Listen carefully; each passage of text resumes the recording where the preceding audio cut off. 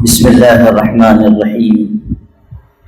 الحمد لله كفى والصلاة والسلام على من اصطفى، أما بعد.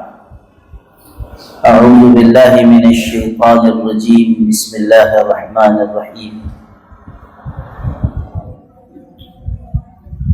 لا تقتلوا أنفسكم، صدق الله العظيم. قابل احترام بھائی اور بزرگوں، انسان کے پاس جو کچھ ہے وہ اللہ کی امانت ہے.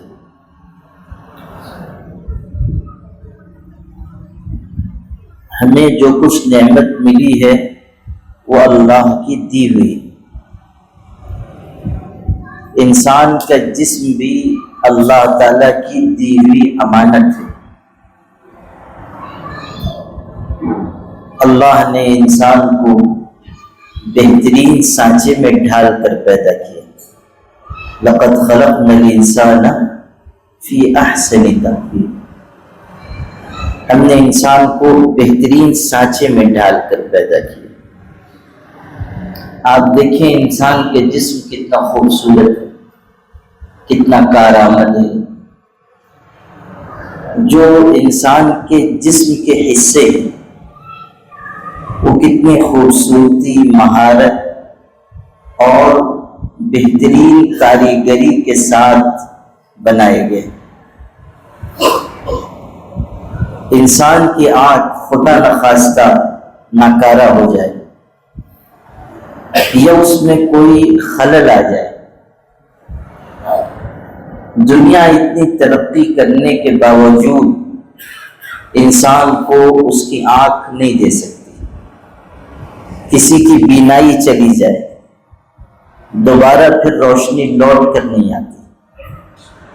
اللہ نے کتنا بہترین جسم دیا اور جسم کے حصے کتنے کارآمد بنائے.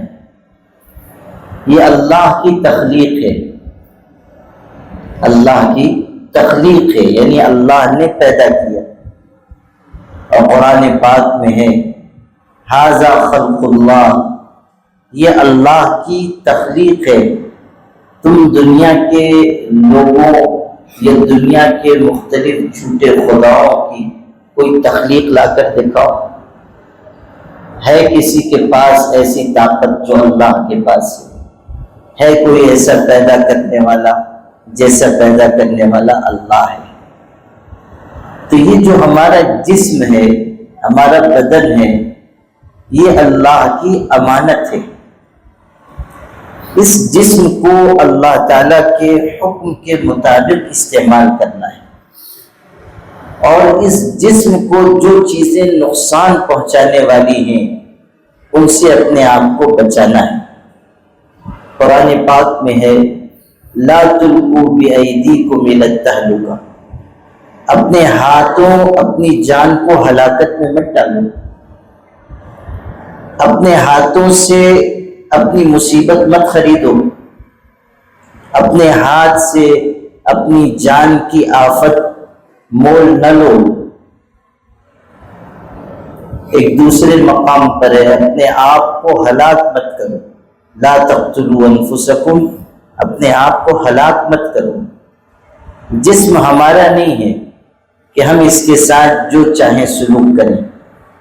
جسم اللہ کی امانت ہے. اللہ نے جن چیزوں کے کرنے کا حکم دیا ہے ہم وہی کر سکتے. جن چیزوں سے روک دیا ہے ان سے رک جانا ہے. جسم کو نقصان پہنچانے والی جتنی چیزیں ہیں ان ساری چیزوں سے اپنے آپ کو بچانا چاہیے. آپ دیکھیے کہ اس خوبصورت کارآمد جسم کو ہم لوگ اپنی غلط عادتوں سے کتنا نقصان پہنچاتے ہیں. یوں کہہ لیجیے کہ اپنے ہاتھوں سے اپنے پیر پہ کلہاڑی مارتے. انسان کا جسم کمزور ہوگا ہر بری اور غلط عادت کے نتیجے میں.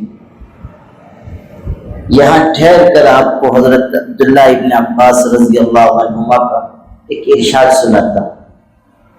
ارشاد فرماتے تھے کہ گناہ کرنے سے انسان پر کئی آفتیں آتی ہیں، گناہ کرنے سے انسان پر کئی آفتیں آتی ہیں۔ ان میں سے ایک آفت ذکر کی کہ انسان کا جسم کمزور ہو جاتا ہے، انسان کا جسم کمزور ہوتا ہے، روزی رک جاتی ہے، چہرے کا نور چلا جاتا ہے، یہ سب بھی نقصانات بتائیں۔ لیکن ان میں سے ایک بات یہ ذکر کی کہ انسان کا جسم مزمحل ہوتا ہے، کمزور ہوتا ہے، کوئی گناہ انسان کرے گا اس کے جسم پر اثر پڑے گا۔ اسی طرح انسان نیکی کرے گا تو اس کا بدن مضبوط ہوگا، طاقت و قوت آئے گی۔ جب گناہ کا یہ نقصان ہے کہ کمزوری آئے گی، تو نیکی کا یہ فائدہ ہے کہ انسان کا بدن مضبوط رہے۔ حضرت علی رضی اللہ تعالیٰ کے بارے میں آپ پڑھیں کہ جب خیبر کی فتح کا موقع تھا، یہودیوں سے لڑائی ہو رہی تھی، ان کا قلعہ بہت مضبوط تھا، اور قلعے کا جو مرکزی دروازہ تھا وہ اتنا بڑا اور مضبوط تھا کہ اس کو کھولنے اور بند کرنے کے لیے کئی افراد لگتے تھے، اتنا وزندار تھا کہ اس کو ہلانے کے لیے، کھولنے کے لیے کئی سپاہی لگتے تھے۔ لیکن جب حضرت علی رضی اللہ تعالیٰ کو حضور نے جھنڈا دیا اور یہ فرمایا کہ تمہارے ہاتھوں یہ قلعہ فتح ہوگا، تو سیرت کی اور تاریخ کی کتابوں میں ہے کہ حضرت علی رضی اللہ تعالیٰ نے اکیلے اس دروازے کو اکھاڑ کر پھینک دیا۔ یہ طاقت و قوت اللہ نے ان کے جسم میں رکھی تھی۔ نیکی کرنے سے انسان مضبوط ہوگا، اور گناہ کرنے کی وجہ سے انسان کا جسم کمزور ہوگا۔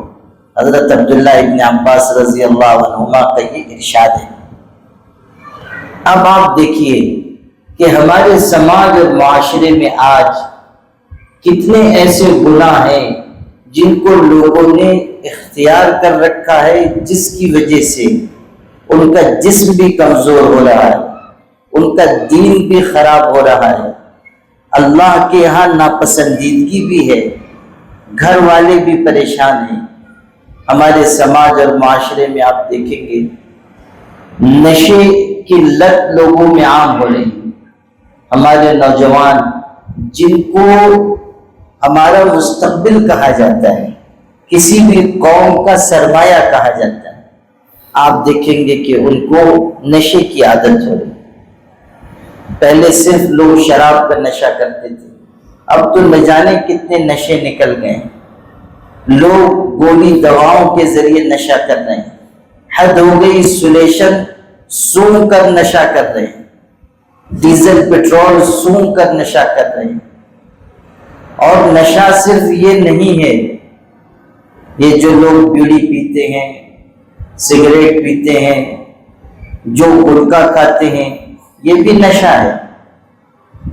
صورتحال یہ ہے کہ نشے کے بارے میں ہم لوگ مہم چلا رہے ہیں، تو لوگ بیٹھ کے تبصرہ کرتے ہیں، ہاں یہ نشے کے خلاف مہم چل رہی ہے، اچھا ہے، اور ابھی تبصرہ شروع ہے، بیچ میں بولتے ہیں ذرا وہ ایک ویمن کی پوڑی لے کے آ، ہو رہا ہے نا۔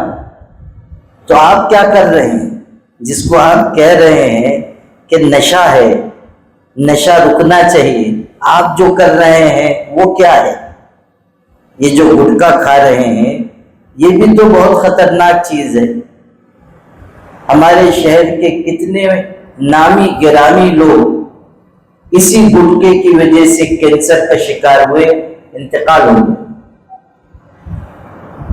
یہ جو نشہ ہے، شراب کا نشہ، دوسرے نشے، عام طریقے پر اس سے اتنی جلدی موت نہیں ہوتی جتنی جلدی گٹکے کی وجہ سے موت ہوتی۔ گٹکا بہت ہی خطرناک چیز ہے۔ آپ دیکھیں گے ہمارے یہاں چل پھر کر ہر تیسرے چوتھے آدمی کے منہ میں گٹکا ہے۔ کتنے لوگ ہیں صبح اٹھتے ہیں تو نہ نماز کی پرواہ، نہ قرآن کی تلاوت کی پرواہ، پھر رہے ہیں کیا ہے؟ بیڑی ڈھونڈنے نکلے، بیڑی ڈھونڈنے، باسی منہ بیڑی ڈھونڈنے نکلے ہوئے، بغیر بیڑی کے ان کو چین سکون نہیں، پورا پورا بنڈل، دو دو بنڈل بیڑی پی جاتے ہیں، سگریٹ پیتے ہیں۔ یہ مال کا اسراف نہیں تو اور کیا ہے؟ اپنے آپ کو ہلاکت میں نہیں ڈالنا ہے تو اور کیا ہے؟ آپ میں سے جو لوگ حج عمرہ کرنے گئے ہوں گے انہوں نے دیکھا ہوگا جگہ جگہ لکھا ہوتا ہے التدخین ممنوع، سگریٹ نوشی منع ہے۔ عرب علماء کہتے ہیں، وہ بہت سخت ہے اس سلسلے میں، وہ کہتے ہیں سگریٹ پینا حرام ہے، ان کے ہاں بہت سخت گرفت کی جاتی ہے، اس لیے کہ سگریٹ پینے والوں کو بہت ہی موذی قسم کی بیماریاں ہوتی ہیں اور وہ جلد مر جاتے ہیں۔ 2012 کی ایک تحقیق کے مطابق صرف ہمارے ملک میں سگریٹ نوشی کی وجہ سے جتنی اموات ہوتی ہیں اس کی شرح 10 میں سے 1 آدمی کی ہے، یعنی 10 میں سے 1 آدمی سگریٹ پینے کی وجہ سے مر جاتا ہے۔ دنیا میں 6 ملین افراد ہر سال، 6 ملین افراد یعنی تقریباً 60 لاکھ لوگ ہر سال سگریٹ پینے کی وجہ سے مرتے ہیں۔ 60 لاکھ لوگ، آپ سمجھ رہے ہیں پوری دنیا میں 60 لاکھ لوگ ہر سال سگریٹ نوشی کی وجہ سے مر جاتے ہیں، اور یہ آپ کو 2012-13 کی رپورٹ میں بتانا، اب کتنا اس میں اضافہ ہوا ہوگا آپ اندازہ کر لیجیے۔ ہم اپنی ہلاکت اپنے ہاتھوں سے خریدتے ہیں۔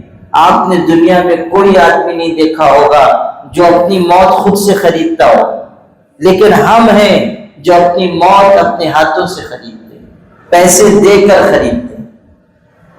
سگریٹ پی کر، گٹکا کھا کر، کتا گولی استعمال کر کے کتنے لوگ ہیں جو ہلاکت اور تباہی کی طرف جا رہے ہیں۔ ہمیں اس کا درد محسوس کرنا چاہیے، ہمیں اپنی قوم کو، اپنے معاشرے کو بچانے کے لیے آگے آنا چاہیے۔ چھوٹے چھوٹے بچے ہمارے ہاں نشے کے عادی ہو رہے ہیں، ظاہر ہے کہ جب وہ دیکھیں گے اپنے بھائی کو، اپنے باپ کو، اپنے گھر کے لوگوں کو کہ وہ سگریٹ پی رہے ہیں یا نشہ کر رہے ہیں، وہ بھی عادی ہوں گے۔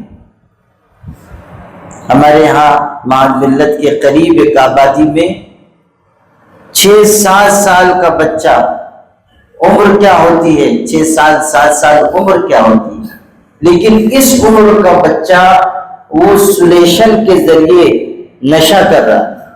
اس نے جو تیزی سے اس کو کھینچا تو وہ اس کی حلق میں جا کے پھنس گیا، سلیشن حلق میں جا کے پھنس گیا، اور اب تک کی بات ہو گئی کہ یہ بچے گا نہیں۔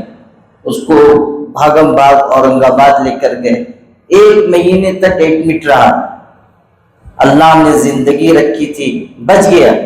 لیکن آپ غور کیجئے کہ 6-7 سال کے بچے کو اگر یہ لت لگ رہی ہے تو ہم کہاں کھڑے ہوئے ہیں، ہمارا سماج کہاں کھڑا ہوا ہے؟ یہ علامت ہے اس بات کی کہ ماں باپ توجہ نہیں دے پا رہے ہیں، یہ علامت ہے اس بات کی کہ ہم اپنے سماج اور اپنے معاشرے کو بچانے کے لیے آگے نہیں آ رہے ہیں۔ ہمارے گھر کے بچے، ہمارے نوجوان، ہماری نئی نسل اگر ان سب چیزوں میں لگے گی تو وہ زندگی میں کیا کر سکے گی؟ ہمارے بچے نہ دین کے رہیں گے نہ دنیا کے رہیں گے۔ جن لوگوں کو نشے کی لت ایک مرتبہ لگ گئی ان کی تباہی طے ہے، اور نہ دین کے رہیں گے نہ دنیا کے رہیں گے۔ ہمارے آقا حضرت محمد مصطفیٰ صلی اللہ علیہ وسلم نے اسی لیے ہر نشے والی چیز سے بچنے کا حکم دیا، یہاں تک کہ آپ صلی اللہ علیہ وسلم نے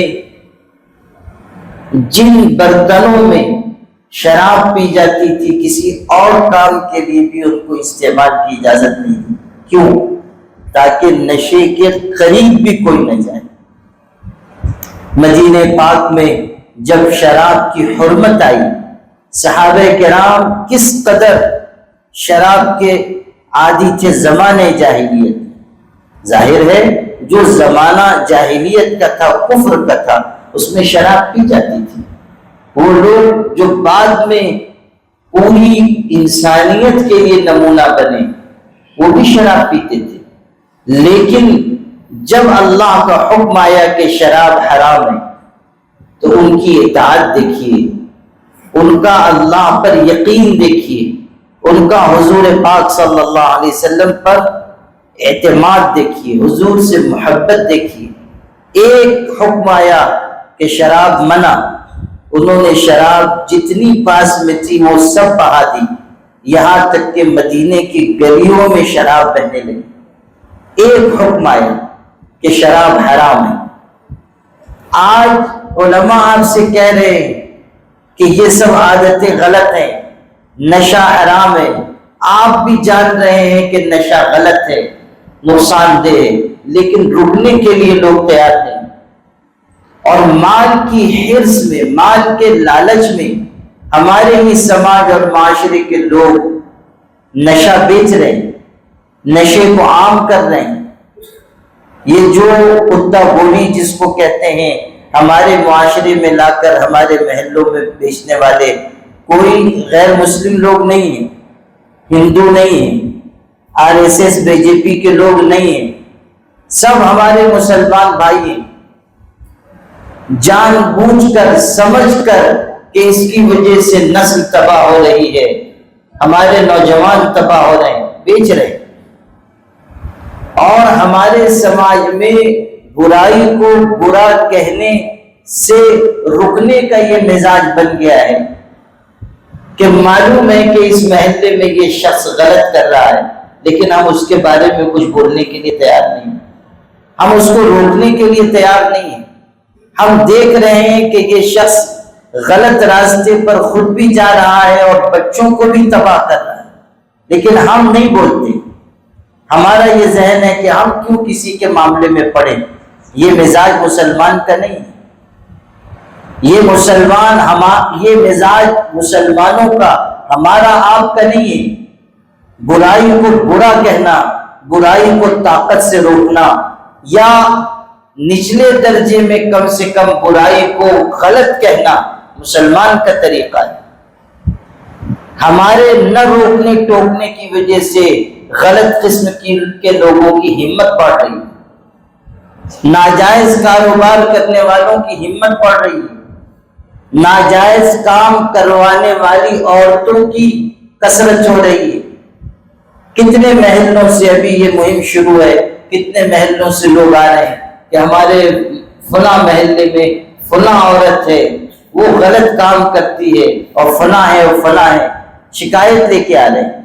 اتنے دن سے غلط کام ہو رہا ہے، آپ کیا کر رہے ہیں؟ آپ کو جب معلوم ہے کہ یہ برائی ہو رہی ہے، آپ کے محلے میں ہو رہی ہے، آپ کی غیرت کہاں گئی؟ آپ کی دینداری کہاں گئی؟ آپ مسلمان ہونے کے ناطے آپ کیوں نہیں آواز اٹھاتے ہیں؟ ہر مسلمان کی ذمہ داری ہے وہ برائی کو برا کہے، ہر مسلمان کی ذمہ داری ہے وہ غلط کو غلط کہے۔ اگر ساری دنیا بھی غلط کو صحیح کہے اور ایک مسلمان دنیا میں باقی ہو تو اس ایک مسلمان کی ذمہ داری ہے کہ وہ ساری دنیا کی مخالفت مول لے کر برائی کو برا کہے۔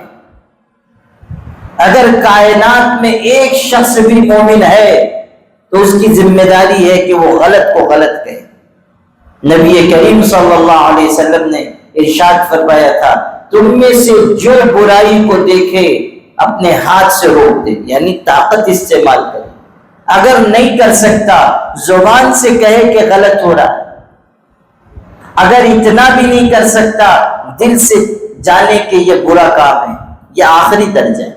وَذَلِكَ أَضْعَفُ الْإِيمَانِ، اس سے نیچے ایمان نہیں۔ ہم برائی کو برا سمجھنے کے لیے تیار نہیں۔ آج اگر آپ ان برائیوں کے خلاف نہیں کھڑے ہو رہے ہیں، یاد رکھیے گا اگر یہ آگ ابھی دوسرے گھروں تک پہنچی ہے، کل آپ کے گھر تک پہنچ جائے گی۔ اگر آج دوسرے لوگ نشے کے عادی ہو رہے ہیں، خدا نخواستہ کل ایسا وقت آئے گا کہ ہمارے آپ کے بچے ان برائیوں میں لگ جائیں گے۔ جب برائیاں پھیلتی ہیں پھر کوئی گھر باقی نہیں بچتا، جب سیلاب آتا ہے تو پھر وہ کسی کے مکان سے کترا کر نہیں نکلتا ہے۔ ہمیشہ یاد رکھنا، جب برائیوں کا سیلاب پڑے گا تو پھر کسی کا گھر محفوظ نہیں رہے گا۔ اس خام خیالی میں مت رہیے۔ دنیا میں کہا جاتا ہے ہمارے شہر کے بارے میں، دینداروں کا شہر ہے، مسجدوں کا شہر ہے، دعوت و تبلیغ کی محنت کا شہر ہے، خانقاہیں ہیں، علماء ہیں، سب۔ لیکن آپ زمینی صورتحال دیکھیے نا کہ آج ہمارے جوانوں کا بڑا حصہ گٹکا کھا رہا ہے، پیسوں کا اسراف کر رہا ہے۔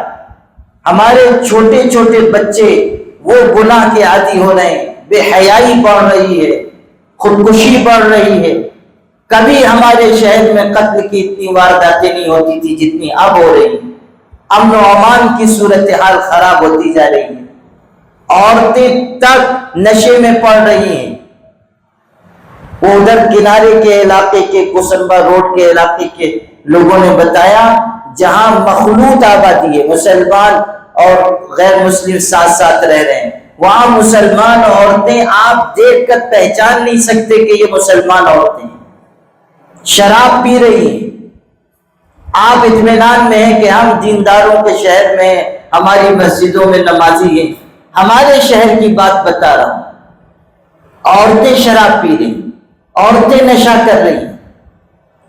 کون ان برائیوں کے خلاف آواز اٹھائے گا؟ ہمارے جوانوں کو یہاں وہاں بیٹھ کے وقت ضائع کرنے سے فرصت نہیں، سیر و تفریح سے فرصت نہیں۔ ہوٹلوں پہ لوگ بیٹھے ہوئے ہیں، گھنٹوں بیٹھے ہوئے ہیں۔ زندہ قومیں اور ملتیں کبھی وقت نہیں ضائع کرتی ہیں۔ زندہ قوموں کے جینے کا وہ مزاج نہیں ہے جو ہم نے جینے کا طریقہ اختیار کر رکھا ہے۔ بغیر غیرت اور حمیت کے کوئی قوم کیسے آگے بڑھ سکتی ہے؟ آج اتنی نازک صورتحال اس ملک میں مسلمانوں کی ہے، لیکن کیا ہم اس صورتحال کے پیش نظر اپنے دل میں درد محسوس کر رہے ہیں؟ کبھی آپ چھوٹے چھوٹے بچوں کو، ابھی میں آیا، بچے چھوٹے چھوٹے استقبال کے لیے کھڑے ہوئے تھے، ان بچوں کو کبھی دیکھ کر آپ کو خیال ہوتا ہے کہ ان بچوں کا اس ملک میں مستقبل کیا ہوگا؟ کیسے یہ بچے عزت سے سر اٹھا کر اس ملک میں جی سکیں گے؟ ہم آپ اپنی زندگی کاٹ چکے، اکثر لوگ بڑھاپے کی عمر کو پہنچ گئے، کچھ ادھیڑ عمری کو پہنچ گئے، کچھ جوانی تک پہنچ گئے، کسی کی آدھی باقی بچی ہے، کسی کے 2-4 سال باقی بچے ہیں۔ ہم تو چلے جائیں گے، لیکن ہم اپنی نسلوں کے لیے کون سا ہندوستان چھوڑ کر جائیں گے؟ ہمارے بچے، ہماری اولادیں اس فرقہ پرستی کے بیچ اس ملک میں کیسے زندگی گزار سکیں گے؟ کبھی آپ نے سوچا کہ ہم کس نازک دور سے اس ملک میں گزر رہے ہیں؟ آپ کو درد محسوس ہونا چاہیے کہ حالات اس قدر نازک صورتحال اختیار کرتے جا رہے ہیں، تو ہمارا بھی کچھ فرض بنتا ہے، ہمیں بھی کچھ اپنے اندر احساس پیدا کرنا چاہیے۔ راہ چلتے مسلمانوں کو مارا پیٹا جا رہا ہے، آپ کے جوانوں کو آدھی رات کو اٹھا کر جیب کے سلاخوں کے پیچھے ڈالا جا رہا ہے۔ کون اس کا درد محسوس کرے گا؟ کون یہ محسوس کرے گا کہ ہاں اس ملک میں مسلمانوں کے لیے وقت اچھا نہیں ہے؟ صرف تبصرہ کرنے سے، صرف ہوٹل پہ بیٹھ کے اخبار کی خبریں پڑھنے سے، صرف سوشل میڈیا چلانے سے قوموں کی تقدیر نہیں بدلتی۔ معاف کرنا، قوموں کی تقدیر کبھی نہ اس طرح نہ بدلی ہے نہ کبھی بدلے گی۔ اگر آپ یہ سمجھتے ہیں کہ ہم جس طرح جی رہے ہیں ایسے ہی جیتے رہیں گے اور سب ٹھیک ہو جائے گا، کبھی نہیں ہوگا۔ یہ اللہ کے فیصلے اور اس کی سنت کے خلاف ہے۔ جو لوگ اس دور میں کمزور پڑیں گے، زیادہ تیز چلنے والے ان کو کچل کر آگے بڑھ جائیں گے۔ ہمیشہ یاد رکھنا، اگر ہم سست پڑے، اگر ہم نے کمزوری دکھائی، اگر ہم بزدل بن گئے، اگر ہم نے اپنے قومی فریضے انجام نہ دیے، اگر ہم نے برائیوں کے خلاف آواز نہ اٹھائی، اگر آج ہم نے اپنی نسلوں کو بچانے کا بیڑا نہ اٹھایا، اگر آج ہم نے اپنے نوجوانوں کو صحیح سمت میں ڈالنے کی محنت نہ کی اور صرف اپنا مکان، اپنی دکان، اپنی مشغولیت اسی میں لگے رہے، تو پھر اس ملک میں آپ یا آپ کی نسلیں سر اٹھا کر نہیں جی سکتی۔ آپ کو غلام بن کر جینا پڑے گا، آپ کو دوسرے درجے کا شہری بن کر جینا پڑے گا۔ سیلاب ہمارے دروازوں پہ آ کر، طوفان ہمارے دروازوں پہ آ کے دستک دے رہا ہے، اب بھی ہم آنکھ کھولنے کے لیے تیار نہیں ہیں۔ کل تک جو چیز دیوار کے پیچھے تھی آج سامنے آ چکی ہے، کل تک جو لوگوں کے دلوں میں نفرت بھری ہوئی تھی آج زبانوں سے ظاہر ہو رہی ہے، کل تک جو منصوبے کاغذ پر لکھے ہوئے تھے آج دنیا کی نگاہوں کے سامنے ہیں۔ ہماری بربادی کے لیے جو سازشیں کل تک بند کمروں میں کی جاتی تھی آج سڑکوں پر کی جا رہی ہیں، کیا اس کے بعد بھی آپ کو اور کسی چیز کا انتظار ہے؟ کیا اب بھی آپ کسی اور منصوبے اور سازش کے سامنے آنے کے منتظر ہیں؟ کس خواب خرگوش میں ہم مبتلا ہیں؟ کس مدہوشی میں ہم لگے ہوئے ہیں؟ کس چیز پر ہم قناعت کر کے بیٹھے ہوئے ہیں؟ کون سی چیز ہے جو ہم کو اطمینان دلا رہی ہے کہ کوئی ہمارا کچھ بگاڑ نہیں سکتا؟ ہمیشہ یاد رکھنا، اللہ کی مدد ایمان اور اچھے عمل کے ساتھ ہے۔ اگر ہم اچھا عمل چھوڑ رہے ہیں، اگر ہم نشے کی طرف بڑھ رہے ہیں، اگر ہم بدکاری اور زناکاری کی طرف بڑھ رہے ہیں، اگر ہمارا سماج بے حیائی کی دلدل میں ڈوب رہا ہے، تو پھر اللہ کی مدد نہیں آئے گی، اللہ کا عذاب آئے، اللہ کی نصرت نہیں آئے گی، سزا اور مصیبت آئے گی۔ کیا آپ قرآن میں نہیں پڑھتے؟ اللہ ارشاد فرماتا ہے، ضرب اللہ مثلا قریۃ كانت آمنة مطمئنة يأتيها رزقها رغدا من كل مكان فكفرت بأنعم الله فأذاقها الله لباس الجوع والخوف بما كانوا يصنعون۔ مثال بیان کی گئی کہ ایک پرامن خوشحال بستی تھی، ان کو خوب فراغت کے ساتھ روزی مل رہی تھی، روزی بھی کشادہ، امن و امان کی دولت بھی، خوشحالی کی نعمت بھی، لیکن اس بستی کے رہنے والوں نے اللہ کی نعمت کی قدر نہیں پہچانی، انہوں نے غلط راستہ اپنایا، گناہ اور نافرمانی کی طرف بڑھے، غلط عادتوں میں پڑ گئے، نتیجہ یہ نکلا فَأَذَاقَهَا اللَّهُ لِبَاسَ الْجُوعِ وَالْخَوْفِ بِمَا كَانُوا يَصْنَعُونَ۔ اللہ نے اس بستی پر خوف اور بھوک کا عذاب مسلط کر دیا، قحط مسلط کر دیا، گناہوں کی وجہ سے ان پر سزا ڈالی گئی، گناہوں کی وجہ سے اللہ کا عذاب ان پر آیا۔ یہ اللہ کی سنت ہے کہ جب قومیں اور آبادیاں اپنے حدود سے آگے بڑھنے لگ جاتی ہیں، جب سرکشی عام ہو جاتی ہے، جب لوگ اللہ کے احکامات کو اپنے پیروں سے روننے لگ جاتے ہیں، جب خدا کی شریعت کی توہین کی جاتی ہے، پھر اللہ کا عذاب آتا ہے۔ اور اللہ کا جب عذاب آتا ہے تو پھر کسی مائی کے لال میں یہ دم نہیں ہے کہ وہ اللہ کے عذاب کو روک سکے۔ خدا کی گرفت سے کون اپنے آپ کو بچا سکتا ہے؟ ما لہ من دافع، قرآن میں قسمیں کھا کر کہا گیا کہ عذاب آ کر رہے گا اور اللہ کے عذاب کو کوئی روکنے والا نہیں، اللہ کے عذاب سے بچانے والا کوئی نہیں۔ حدیث شریف میں ہے کہ جب میری امت یہ اعمال کرنے لگے، 15 قسم کے کام حضور نے ارشاد فرمائے کہ جب امانت کو مال غنیمت سمجھا جائے گا، زکوٰۃ کو بوجھ سمجھا جائے گا، باپ کی نافرمانی کی جائے گی، دوستوں کو قریب کیا جائے گا، ماں کا دل دکھایا جائے گا، بیوی کی اطاعت کی جائے گی، شراب پی جائے گی، یہی نشہ، شراب پی جائے گی، مسجدوں میں آواز بلند ہونے لگ جائے گی، جب اس امت کا پچھلا حصہ اگلے حصے کو لعنت ملامت کرے گا، سارے اعمال برے کام حضور نے ذکر کیے، اس کے بعد ارشاد فرمایا کہ جب یہ اعمال میری امت پہ پائے جانے لگے اس وقت تم انتظار کرنا، فارتقبوا عند ذلك ريحا حمراء وزلزلة وخسفا ومسخا وقذفا وآيات تتابع كنظام قطع سلكه فتتابع۔ جب یہ گناہ عام ہو جائے تم اس وقت انتظار کرنا سرخ آندھیوں کا،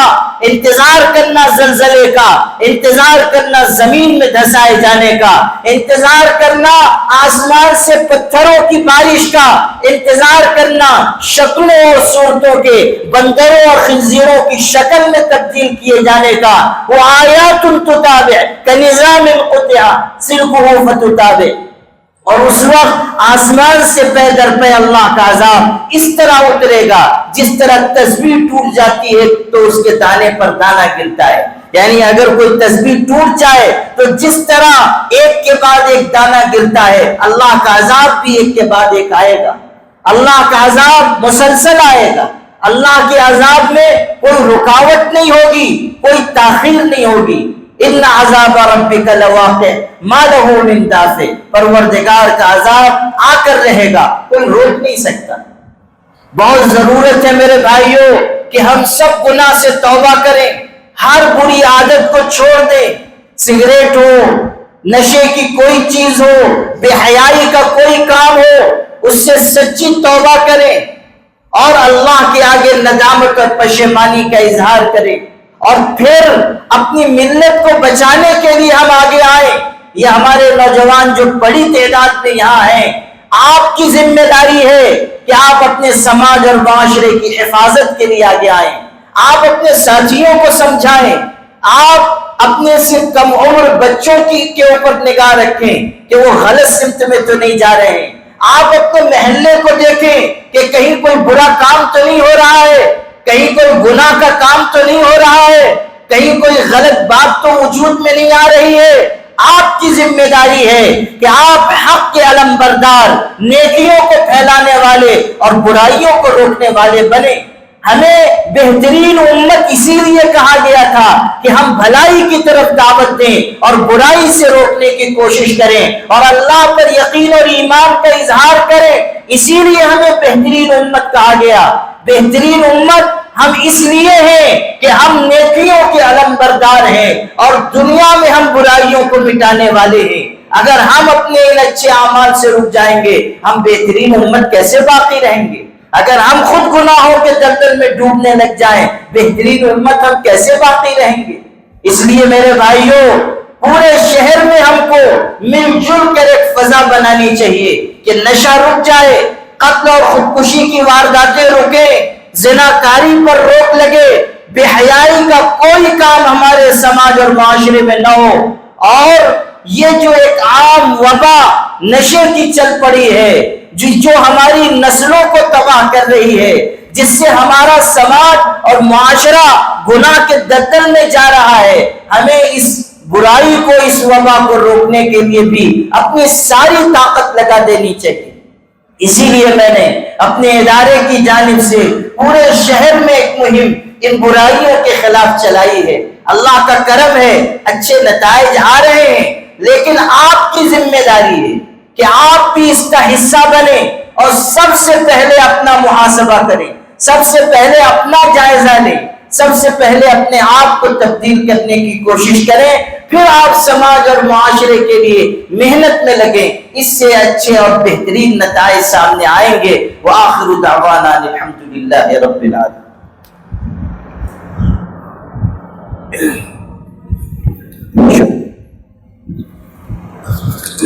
محترم مسلمان کرام، آپ اس بات سے بخوبی واقف ہیں کہ چند مہینہ قبل آج ہمارے مہمان مکرم حضرت مولانا محمد علی رحمانی